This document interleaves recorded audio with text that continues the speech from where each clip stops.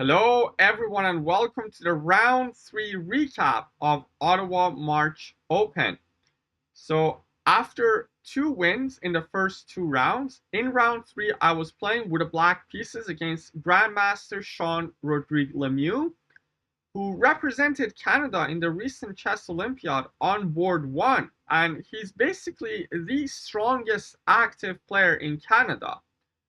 So it's as hard as it gets with the black pieces against the strongest player in Canada, basically. So of course it's a stern test for me, and I was ready for the challenge. Though I've been in good form, and I was hoping I can get a result. So just to give you a little bit of history, I played Shawn the first time in 2021, and I managed to beat him with the white pieces. And the second time I faced him was at the end of 2022, where I got blown off the board with the black pieces. I played Caro-Kann, and he just destroyed me. Uh, but the next 4 times we played against each other in rapid and classical games, I was black in all the games. So basically, I got 5 blacks in a row in rapid and classical games against Shawn. And this was the 6th black in a row, which is insane. And it's interesting, though, that in the last 4 games with black against Shawn, I actually did pretty well. So we played in the Excelsior GM Norm tournament, where I got the position to a table-based draw, but then I couldn't hold the final position and I lost.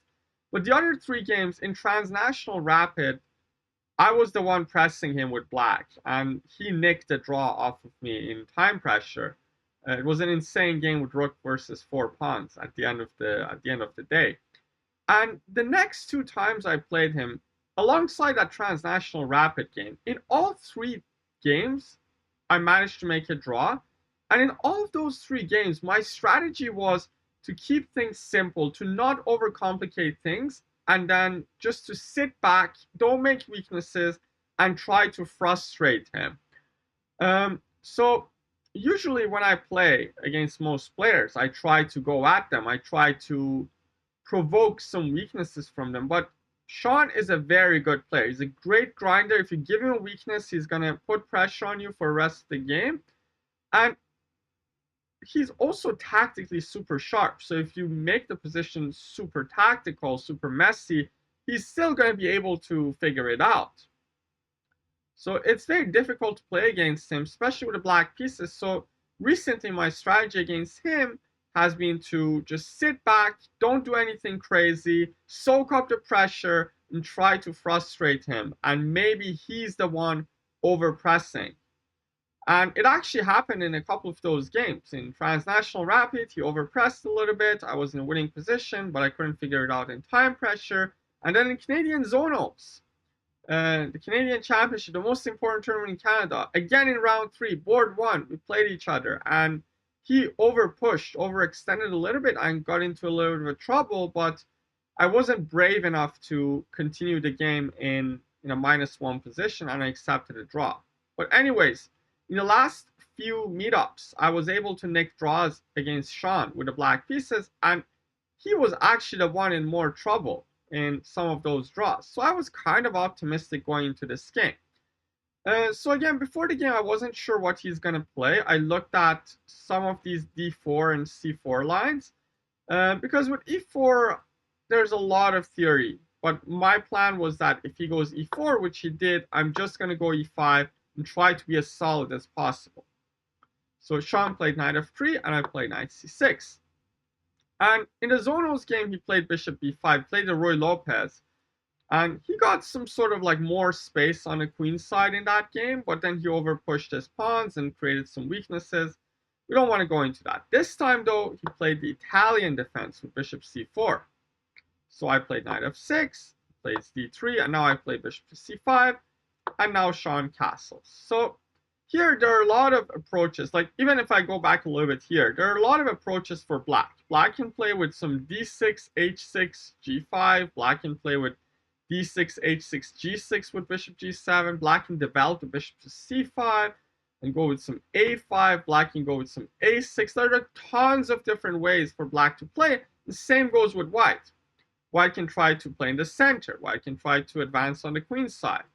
White can play a lot of different move orders. Can maybe route the bishop to c2. Maybe it can put it on a2. Like, there are a lot of ways. It can play the 4 knights Italian. It can develop the bishop to g5 or to e3. Like, there are just way too many different move orders in the Italian. But a very solid move order for black is what I play. And the good thing about this is that you can basically play it against every setup that white goes for. So I play bishop c5, castles, and now I go a6, creating room for my bishop on a7. So in case he tries to attack my bishop can just simply drop back to a7. So Shawn plays c3. Now I play d6. So a very important point about this setup is that black delays castling. And castling is actually not a bad move at all in this position. But the point is, usually when you castle, you got to know what you're doing, because after bishop g5, h6, bishop h4, sometimes it's a little bit too scary to go g5. Because then white can sack the knights, and then with a pin and the king on g8, it might be a little bit scary. In some cases, you can still go like king g7, king g6 and be fine, but I just didn't want any nonsense in this game. So I played d6. And it looks as though maybe white can go d4 and try to attack my center, but the problem is I'm just going to drop my bishop back. If white tries to trade everything, the point is white can't just take the pawn on f7, because if he does, I'm just going to go rook f8 and then take this pawn on e4. And if he goes bishop d5, I can just go c6 and kick the bishop. So Shawn understandably plays rook to e1, and now I play h6. Again, I don't want to castle and allow bishop g5 shenanigans. And here, Shawn spent a very long time in this position, and it's actually not an easy position for him. So after the game, he told me that he didn't want to go h3, stopping bishop g4, because I haven't castled yet. And if he goes h3, I can actually hit him with g5, keep my king in the center, and try to go for some sort of attack against the king. That's actually a little bit scary. Another point is that if he goes with a central approach with d4 and then takes, now I have this very nice move, knight to g4, attacking the pawn on f2, and then next move I'm going to recapture with a knight and hit the bishop on c4. So it's kind of difficult for Shawn to come up with a move in this position. So he played bishop b3, and his idea is to make some useful move, wait for me to commit to castling so he can go h3 without really worrying about me pushing g5, g4. But since he made this move, I was like, I'm also going to make a useful move with my bishop a7. So now this thing keeps going. Like, now Shawn is going to make a useful move, and here he makes an inaccuracy with the move a4. So a4 is a very typical move, trying to grab some space on the queen side, which is a very typical idea in this line of the Italian, because space in the long run is going to give white some sort of pressure. But the problem with this move is that I could have got a decent advantage if I had gone g5. So the idea with g5 is that I'm going to keep my king in the center. This time, white doesn't have a hook on h3. But I'm going to show you some lines, for instance. Let's say white goes a5 and tries to grab more space. Now I just push g4, kick the knight away, and now h5. And all of a sudden, white is in a little bit of a trouble. Now I'm just going to go g3 and h4 and blast open the king side. And now this bishop on a7 is actually very strong, pressuring the pawn on f2. And the best move for white by far is to go knight f1, try to defend. And black can play h4 and try to bring the knight to f4, but even stronger is this move g3. Just sacrificing the pawn. If the knight takes, then some knight g4 might be strong, or even some h4, h3. And hg3 is actually the best move, but then black can go bishop g4, exploiting the fact that this pawn is pinned, and after the queen moves away, just h4. And black is the one setting the tone. Black is the one attacking, and white needs to be really careful in this position. But I was, again, as I said, my plan was to park the bus. My plan was to be absolutely solid, don't give any weaknesses, and I just castled. And for the guys that don't know, park the bus is actually a term that they use in football for the teams that just try to defend. They put 11 men behind the ball and just try to hold the opponent. And that was my intention for this game. So Shawn plays h3 now because I'm not going to be able to go g5 anymore because I already castled. And the plan I usually go for is to try and trade the bishops. So I can go bishop e6, that's also a move. But again, it gives these double pawn structures.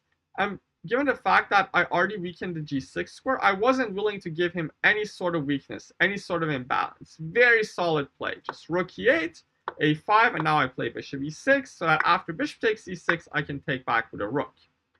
And here, he made a move which kind of surprised me, but now that I think about it, it's very understandable. He played c4.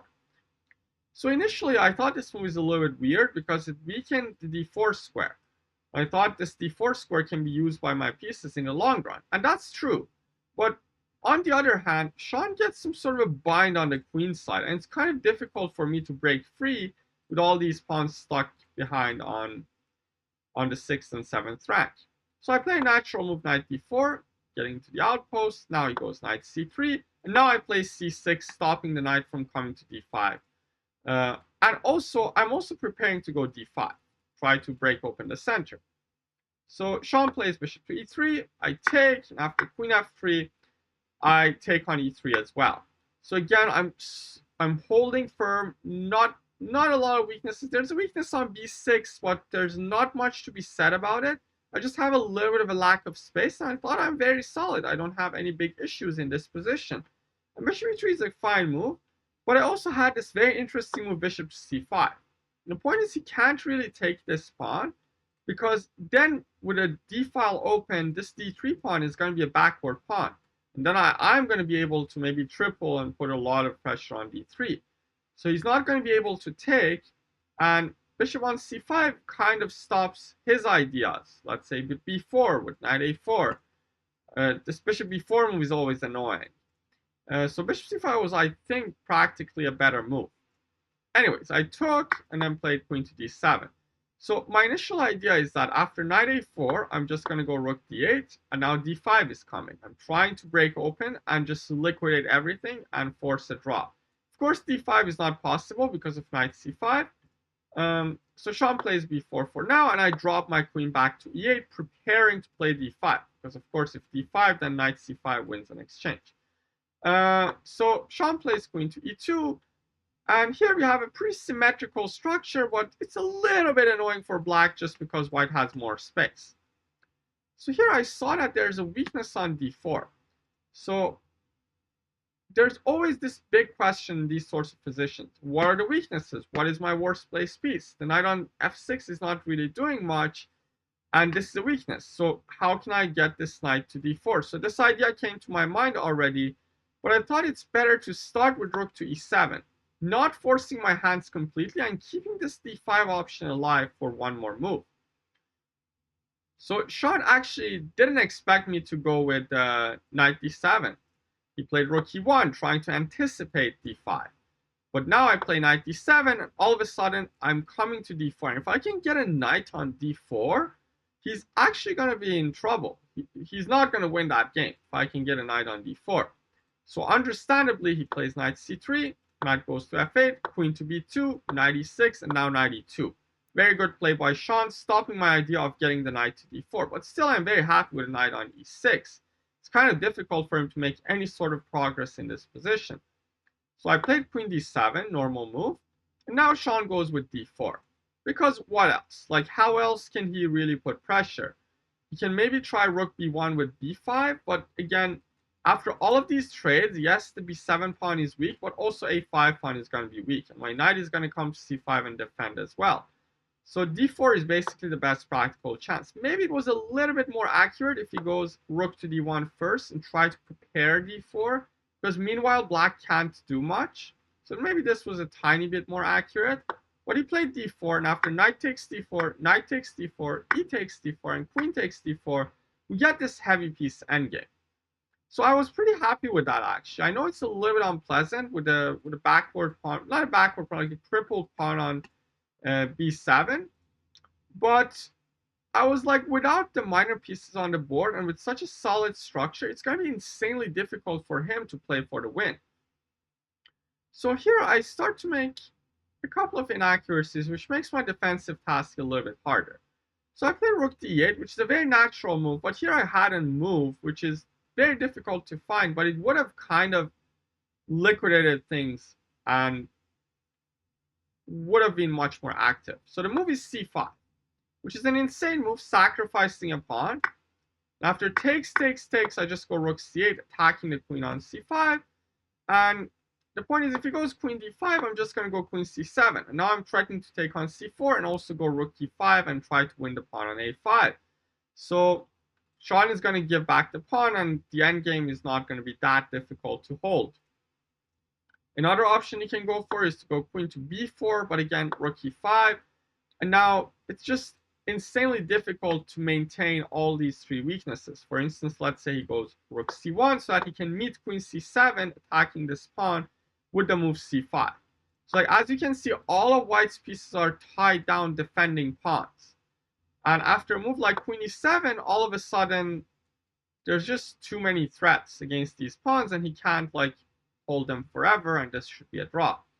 But again, this move is not easy to find, and even if I see that it's very promising, it requires nerves of steel to go for it against the Grandmaster. My plan is probably just to stay solid, keep doing what I'm doing, and just don't give him an inch. That's what I did in the last 3 times I played against him, and it worked really well. So I was, again, trying to frustrate Shawn, trying to not give him anything. I played rook d to e8.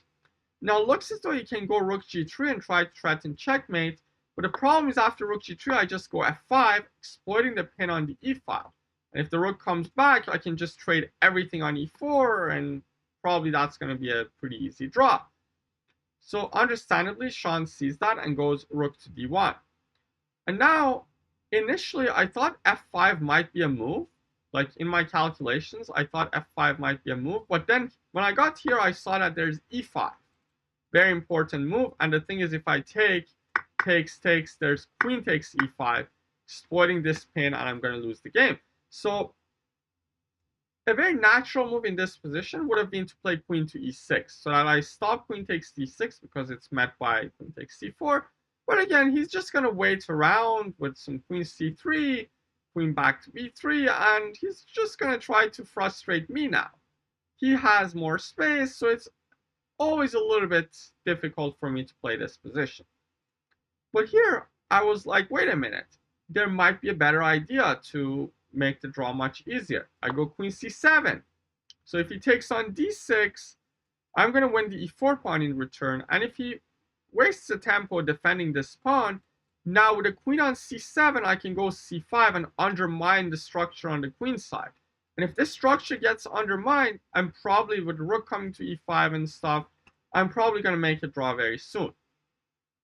So Shawn takes on d6, queen takes d6, rook takes d6, rook takes e4, and here comes a move that I missed. Rook to d7. For some reason, I thought that he's going to have to take and then go rook here. But the problem is now after takes, and c5, this is a pretty simple draw. Like, he's just going to have to go here.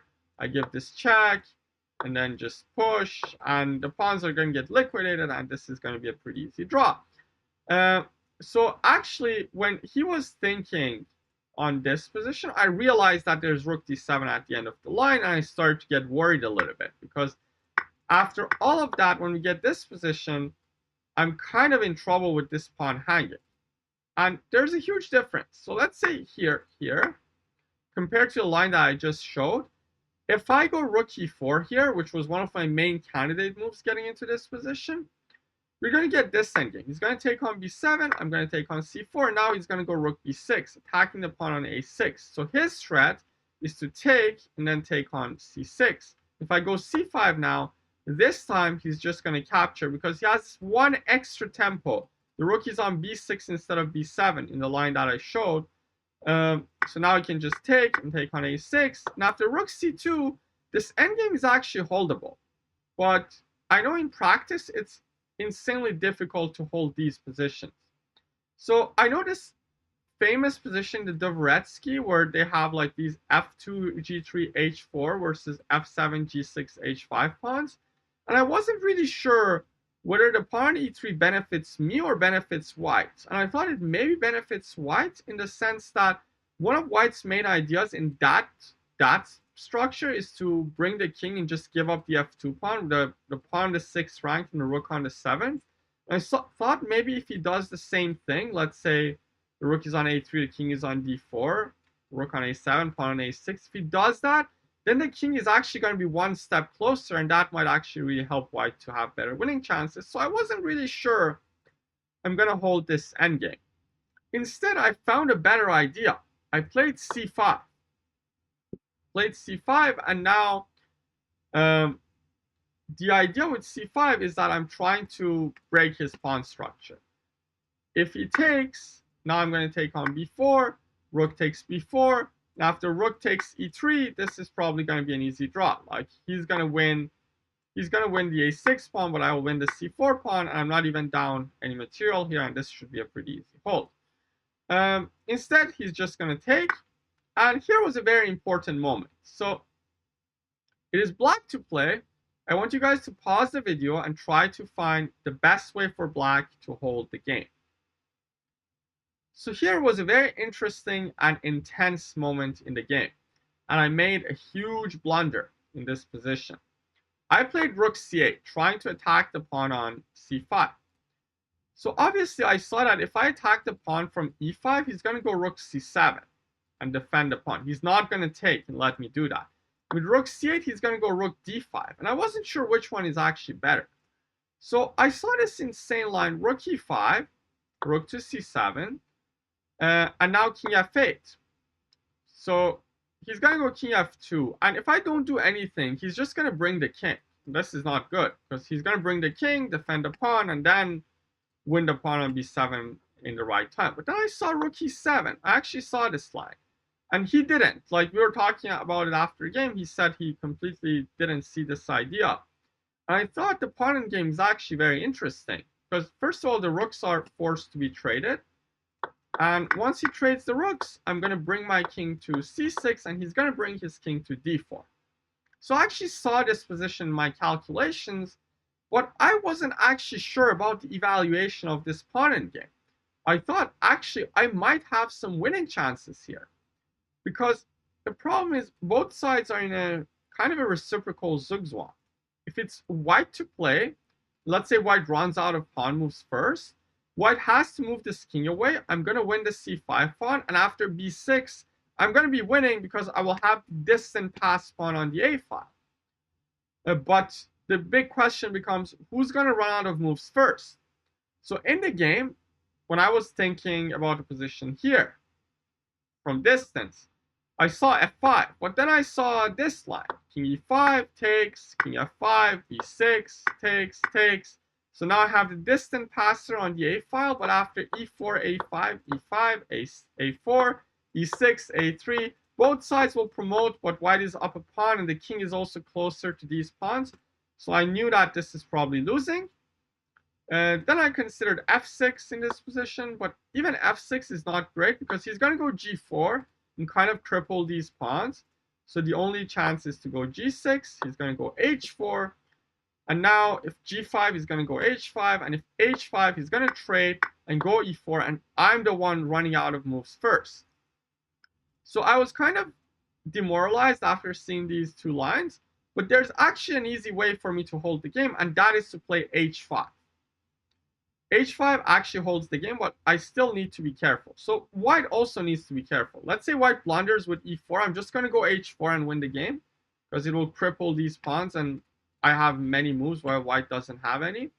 But of course, white goes g3, stopping me from playing h4. And now I only have one drawing move. You guys can try to pause the video and find the only drawing move for black. Yes, f6 is the only drawing move. If I go g6, I'm going to lose the game after king e5 takes, king f6, b5, or b6, whatever, takes, king f7. And again, both sides will promote. This time I will promote first. But again, this endgame is kind of annoying with this extra pawn on the c file and my weakness here. White white is just going to defend the pawn on g3 and torture me forever in this endgame. It's actually not easy to win this for white either, but it is a table-based win, basically. The only drawing move is to go f6. Now, white is going to make a move. I'm going to make a move. And if white goes h4, now I have g5, trying to create another outside passer, basically. So white's best is to go g4. And after all of that, white is the one running out of moves first. So white has to go e5. And then the game ends in a draw after all of that. We both promote, but now my king is in front of the pawn, and it should be a pretty easy hold. Anyway, so I didn't find this h5, f6 order during the game, so I wasn't sure about the pawn endgame, and I decided not to go for this. But the pawn endgame is actually a dead draw. Not a dead draw, but a draw with correct play for black. If I find a couple of more accurate moves there, I'm going to hold the game. But again, we were discussing after the game, if he's not happy with a pawn endgame, he can probably go with this idea. Giving up the pawn on a5, and now claiming that with his more active king supporting the c-pawn, he's going to have better winning chances in this endgame. This is like 0.1 for white, but I think practically speaking, it's actually a little bit unpleasant for me to play. Anyways, I did not play rook e5 because I wasn't sure about the pawn endgame. And I decided to play rook c8, thinking that after rook d5, king f8, I'm going to have some sort of a fortress, because I'm going to put my king on e7 next move, so the rook can't infiltrate the position. And I thought the rook is going to be stuck defending this pawn. And what if I just play king on e7, keep the rook on the c file? And my question was, how is he ever going to break through this? I was like, I'm rock solid. And with these three versus these two, I don't see a way for him to really break through. So after the game, Shawn thought that rook e8 was more interesting. The thing is, if rook d7, I can just repeat moves. And if king f2 defending the pawn, I just go rook e4, attacking the pawn on c4. If rook d4, I just go rook e5, attacking the pawn on c5. And Shawn actually thought that this was probably a draw, but apparently he can just give this check, go rook c8. Now if I go rook e4, he's going to have this move c6, breaking open the position and winning the game. So anyways, I played king f8. That was my idea, to just put the king on e7 and play f6 and just try to be solid, not give an inch, and still hold the position. But the problem is this position is now losing. It's going to bring the king. Now I'm kind of running out of moves. I don't have much. If I just keep waiting with a rook, he's going to play rook d6 and bring the rook to b6, which is kind of annoying. So I'm kind of in a zugzwang here in this position. Like, if I can just sit here forever, it might be a draw. It's still not, I'm still not 100% sure, but it's very difficult to break through if I can stay here forever. But I have very limited pawn moves. I'm going to run out of pawn moves on the king side soon. If I move the rook back, he's going to bring the rook in like this. And if I move the king up like I did in the game, now the rook is going to enter the 8th rank and try to harass my pawns from behind. So now I was kind of worried. I didn't know what to do. If the king goes back, I was like, the rook is going to go to b8. And after rook c7, I saw this very nice move c6. Sacrificing a pawn. If I take, I just lose the pawn on b7. And if I take with a pawn, now the king is going to come in and I'm going to lose this pawn on a6. The a pawn is going to promote. So I can't defend like that. So I was like, I'm going to go rook c7. I'm not going to let him play rook b8 with tempo. Now if rook b8, I can throw this check on e7. But here, he gives this very nice backward check with a rook and now brings the king forward. So now I'm in trouble. c6 is coming. If he plays c6, he's just going to get rid of the weakness and the extra c-pawn will decide the game. So I played an interesting move, rook to d7. Claiming that now he can't go c6 because I will take the rook. If he trades the rooks, the pawn game is actually not so clear. So Shawn had no rush. He played h4, h5, and now g3. That being said, it's interesting that opponent game is still winning. There's a very interesting idea to show. So let's say we play like this. Looks like white is running out of moves first. But the way white wins is that white liquidates this.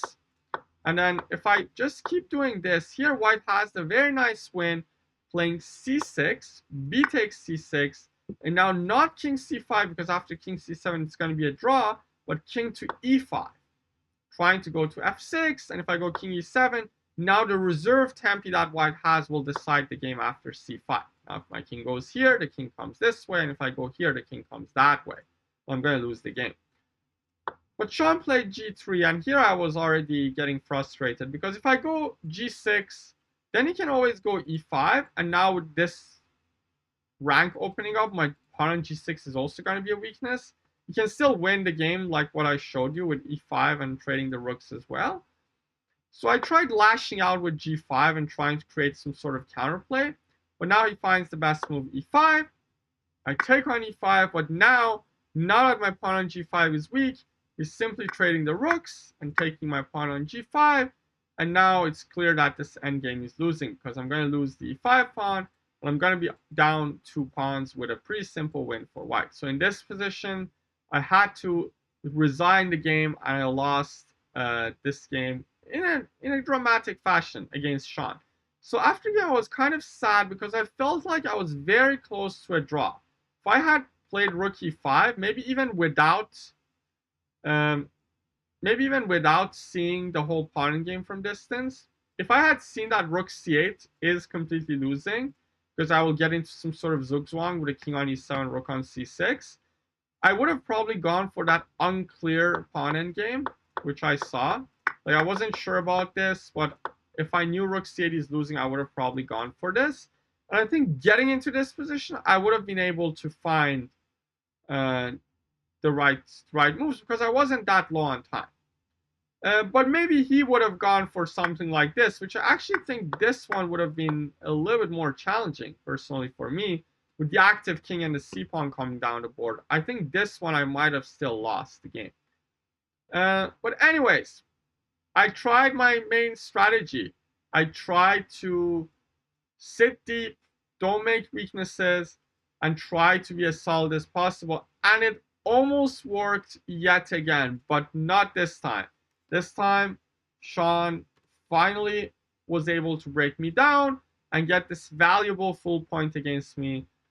He's also a big fan of this channel. That being said, he watches all the recaps. And it's funny that after a game when we were analyzing, he told me that he watches all of my recaps and he knows my psychology. He knows how I think. So that actually kind of helped him to make some decisions during the game, because he knew that I will probably not go for some of the more critical lines. Anyways, that being said, I'm happy to be able to play this game, because it's a stern challenge. There's actually a lot to learn. We actually had a very, very nice analysis. I learned a lot from him.